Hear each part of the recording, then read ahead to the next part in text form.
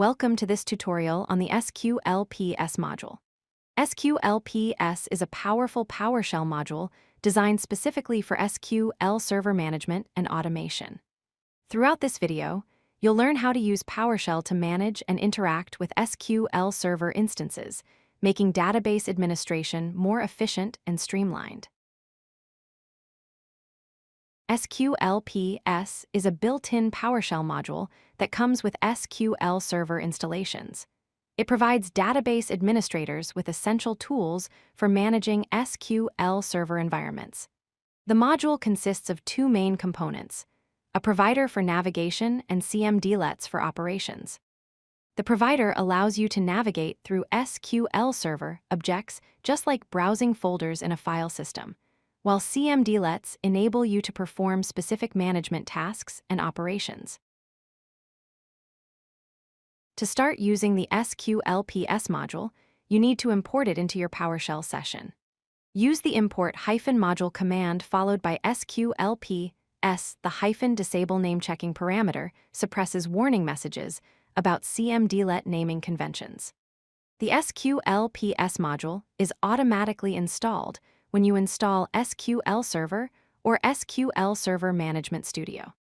For standalone installations, you can also download it as a separate package from the PowerShell gallery.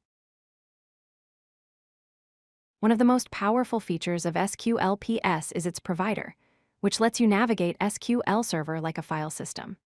Use the set -location Cmdlet to navigate to the SQLSERVER:// SQL/localhost/DEFAULT path. This takes you to your default SQL Server instance. From there, you can use get-child-item to list all databases, just like using the dir command in a regular folder. This navigation approach makes it intuitive to explore your SQL Server structure. SQLPS provides several essential Cmdlets for managing SQL Server. Invoke-Sqlcmd allows you to execute transact-SQL queries and scripts directly against SQL Server.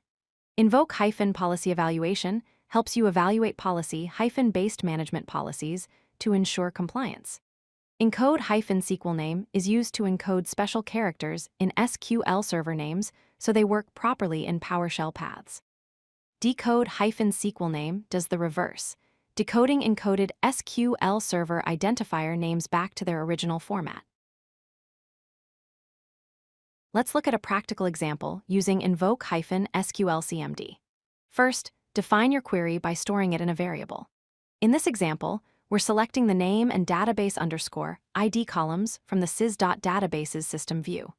Then, execute the query using Invoke-SqlCmd with the -query parameter pointing to your variable, -server instance specifying your server, and -database indicating which database to connect to.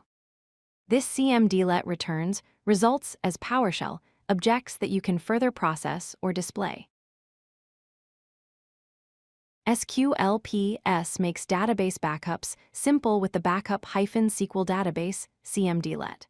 For a basic backup, specify the -server instance parameter with your server name and the -database parameter with the database you want to backup. The backup will be saved to the default backup location. For more control, you can add the -backup file parameter to specify a custom path for your backup file, and use the -compression option parameter set to on to enable compression, which reduces backup file size and speeds up the backup process. Restoring databases is equally straightforward with the Restore-SqlDatabase Cmdlet. Specify the -server instance for your target server, -database for the database name, and -backup file pointing to your backup file location. If you need to overwrite an existing database, add the -replace database parameter. This tells SQL Server to replace the existing database with the one from the backup file.